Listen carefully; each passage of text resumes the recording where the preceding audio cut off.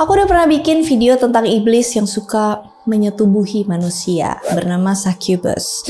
Tahu nggak sih kalau Succubus itu ada versi laki-lakinya yang namanya Incubus. Jadi Succubus itu iblis wanita, kalau Incubus itu iblis laki-laki.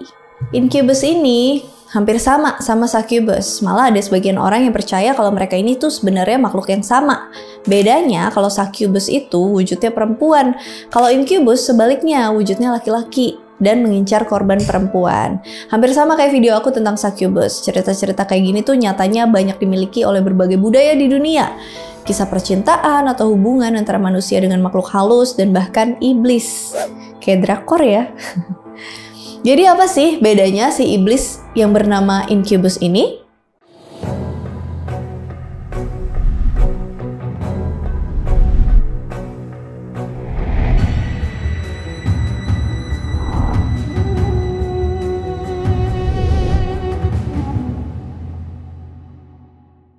Dalam legenda barat di era medieval, Incubus atau kalau banyak disebut incubi adalah iblis berwujud laki-laki tampan yang suka meniduri manusia yang lagi tidur, terutama para wanita, untuk nantinya dipaksa berhubungan dengan mereka.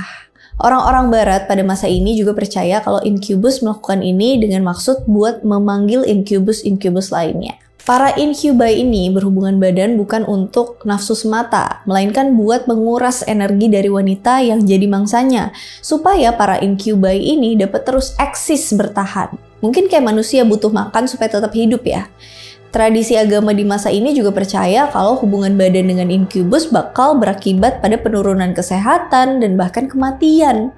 Jika sang korban wanita hamil dari hubungan mereka dengan incubus, mereka percaya kalau anaknya nanti akan berupa penyihir, dukun, siluman, manusia yang kurang sempurna atau cacat, orang yang jahat, atau bahkan bisa melahirkan incubus itu sendiri. Pengertian incubus. Incubus adalah istilah lain dari entitas iblis, namun berwujud laki-laki dan kerap menggoda perempuan sebagai mangsanya. Incubus biasanya ngincer wanita-wanita yang lagi tidur di malam hari, kemudian masuk melalui mimpi wanita itu, terus berhubungan badan dengan wanita itu. Incubus juga kerap datang berulang dan menyetubuhi korbannya dalam hubungan seksual yang terus-menerus sampai korbannya bisa meninggal karena energi yang terkuras.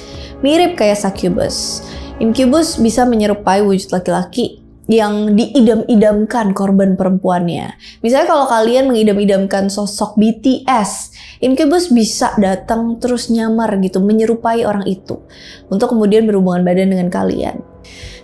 Sebenarnya aku udah pernah ceritain kisah origin dari iblis ini. Ada di video Succubus atau Lilith. Singkatnya nih, catatan awal tentang iblis ini berasal dari kebudayaan Mesopotamia kuno. Ketika Incubus pertama muncul bernama Lilu. Lilu nih kebalikan dari Lilitu atau Lilith yang merupakan Succubusnya. Disebutkan kalau sebenarnya Incubus dan Succubus itu tuh sama. Mereka tuh bisa berubah wujud, mengganti gendernya sesuai dengan kebutuhan. Misalnya, ketika mereka membutuhkan sel sperm sebagai kebutuhan keberlangsungan hidup mereka, mereka kemudian berubah menjadi succubi atau succubus yang banyak gitu. Kemudian ketika mereka pengen menggunakan sel sperma yang udah diambil itu untuk menghasilkan keturunan dengan korban wanita, mereka berubah menjadi incubus. Banyak yang percaya kalau incubus dan succubus adalah biseksual, tergantung kebutuhan mereka. Tapi banyak juga yang percaya kalau incubus dan succubus memang terbagi menjadi dua, yaitu yang laki-laki dengan yang perempuan. Incubus bisa aja berhubungan dengan manusia pria untuk menyerap energi mereka. Manusia berhubungan dengan incubus dalam jangka waktu panjang, misalnya rutin ya dalam 1 bulan. Mereka yang jadi korbannya akan merasa kalau mereka pengen mendapatkan hubungan seksual yang lebih banyak lagi dengan makhluk ini. Sampai akhirnya energi mereka terkuras habis dan bisa sampai kehilangan nyawanya, yang tadi aku bilang. Kadang-kadang incubus juga bisa menghasilkan keturunan. Anak yang lahir dari hubungan dengan incubus nih biasanya memiliki kemampuan supranatural dan biasanya bersifat sangat-sangat kasar. Mereka kerap disebut Cambion. Cambion ini ya anak dari hasil persilangan manusia dan iblis. Incubus juga bisa berhubungan dengan succubus dan menghasilkan keturunan incubus/succubus yang lainnya. Asal-usul kisah Incubus dan Succubus. Seperti yang udah dibahas di video tentang Succubus, kisah paling awal dari iblis ini tuh berasal dari kebudayaan Mesopotamia kuno, sekitar 2400 tahun sebelum Masehi. Singkat ya, kisah ini tuh datang dari Sumerians King's List, di mana sang pahlawan, ayah dari Gilgamesh, yang disebut sebagai Lilu. Dikatakan kalau Lilu tuh kerap mengganggu dan menggoda wanita yang lagi tidur. Sosok iblis yang sama bernama Lilith atau Lilith kerap mengganggu pria ke dalam sebuah mimpi yang erotis. Dari kisah ini muncul adanya kepercayaan akan sosok iblis bernama Lilu dan Lilith. Tapi nama aktual dari penyebutan incubus itu adalah meniduri dari atas dalam bahasa Latin, dan succubus berbaring dari bawah dalam bahasa Latinnya. Baru kemudian digunain dalam kisah-kisah mistis pada era medieval. Nama ini sendiri sebenarnya berasal dari bahasa Latin, tepatnya dari mitologi Yunani dan Romawi kuno. Mitologi Yunani itu punya mitos tentang roh jahat, penyebab mimpi buruk dan kecemasan di malam hari yang bernama Ephialtes. Sementara dalam budaya Romawi kuno, istilah incubus muncul untuk menggambarkan makhluk yang menggoda dan berhubungan badan dengan manusia melalui mimpi. Dalam sejarah nih, orang-orang percaya kalau incubus tuh suka datang pada waktu malam hari buat nyari korban. Tujuannya ya untuk bertahan hidup dan berkembang biak melalui manusia sebagai media perantaranya. Tapi banyak juga yang beranggapan kalau para korban yang mengaku disetubui oleh incubus sebenarnya adalah korban pemerkosaan oleh orang asli sewaktu tidur. Para pemerkosa ini suka membuat skenario kalau si korban ini sebenarnya sedang dikunjungi oleh incubus supaya dia dapat terhindar dari hukuman pada masa itu. Para korban di sisi lain pada beberapa kasus pengadilan lokal ngerasa kalau menjelaskan kejadian itu sebagai hal supranatural lebih mudah daripada menjelaskan kejadian aslinya. Karena di pengadilan pada masa itu, kalau dia menjadi korban pemerkosaan laki-laki, kalau sampai salah bicara, salah ngomong, bisa aja si korban ini yang justru dijatuhi hukuman. Gereja Katolik pada abad pertengahan memandang incubus sebagai bagian dari setan atau roh jahat yang emang suka menggoda manusia. Pada kisah kebudayaan Arab dan pemahaman Islam, incubus dikenal juga dengan nama Hadun, Al-Hadun, dan Kabus, Al-Kabus. Perbedaannya dengan pemahaman Kristen adalah klasifikasi makhluk ini tuh bukanlah iblis, melainkan termasuk dalam kategori jin. Penggambaran incubus dan succubus. Penggambaran umum tentang incubus tuh tetap kurang lebih sama penggambaran awalnya. Wujud aslinya tuh digambarin berbentuk gargoyle-like atau iblis bertubuh humanoid. Punya sayap, kayak kelelawar atau naga. Punya ekor, kepalanya bertanduk, dan kulitnya bersisik. Bedanya pada penggambaran awalnya, makhluk ini tuh lebih berwujud kayak binatang. Tapi sejak antara abad ke-18 dan 19, wujudnya tuh lebih digambarin berbentuk kayak manusia, tapi masih dengan ciri-ciri yang sama. Meskipun begitu, beberapa orang yang ngaku pernah bertemu dengan wujud asli incubus lebih mendeskripsikannya ke bentuk yang mirip kayak binatang. Tapi ya, iblis ini tetap aja datang ke manusia yang lagi tidur dan barulah ngubah wujudnya jadi pria tampan idaman di dalam mimpi korbannya itu. Beberapa laporan dari orang-orang yang ngaku didatangi oleh incubus dalam mimpi mendeskripsikan kalau interaksi hubungan seksual dengan mereka tuh terasa sangat nyata. Hubungan seksualnya terasa sangat physical, terkadang menyakitkan dan terasa benar-benar nyata. Beberapa dari mereka bahkan mendeskripsikannya dengan sangat detail.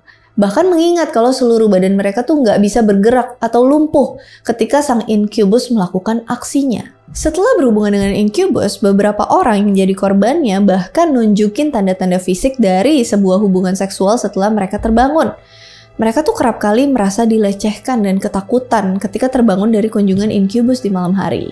Incubus dalam pop culture dan media.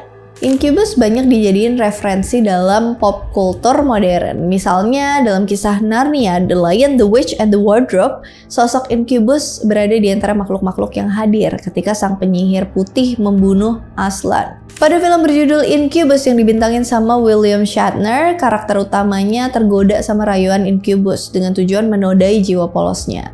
Pada buku berjudul Trail of an Incubus tahun 2006 oleh Leah Englund, sosok incubus digambarin sebagai spesies humanoid, tapi punya kekuatan fisik yang lebih besar dan usia yang lebih panjang. Tingkat intelijensinya juga lebih tinggi daripada manusia. Mereka nggak suka humanity atau rasa kemanusiaan yang telah menurunkan mereka dari puncak rantai makanan. Dan dengan karakter yang diambil dari mitos demonik tradisional, musuh yang hidup di antara manusia, pintar, licik, penuh tipu daya, berbahaya, dan kerap nyari manusia yang masih perawan. Incubus juga muncul pada beberapa video game ternama dan merupakan nama dari sebuah band rock terkenal, Incubus. Kekuatan Incubus. Iblis ini punya beberapa kekuatan atau keahlian. Di antaranya, yang pertama, mereka bisa datang ke kediaman siapapun tanpa diundang dan kemudian mengubah wujud fisik mereka dengan ngambil penampilan orang-orang yang ada di rumah itu. Shape shifting. Yang kedua, mereka bisa datengin korban yang sama berulang-ulang. Korban dari kunjungan ini bakal mengalami hubungan dalam mimpi. Yang ketiga, incubi atau para incubus menyerap energi dari perempuan melalui hubungan seksual buat kebutuhan eksistensi dirinya. Dan beberapa sumber menyebutkan kalau makhluk ini dapat diidentifikasi melalui ciri-ciri alat kelamin laki-lakinya yang dingin. Yang keempat, tradisi religius menyebutkan kalau hubungan incubus dapat menyebabkan penurunan kesehatan dan bahkan kematian. Yang kelima, para orang Eropa abad pertengahan menyebutkan kalau hubungan dengan makhluk ini bisa menghasilkan keturunan berupa penyihir, makhluk halus, orang jahat, dan manusia yang fisiknya kurang sempurna. Penyihir legendaris bernama Merlin dipercaya merupakan keturunan dari incubus.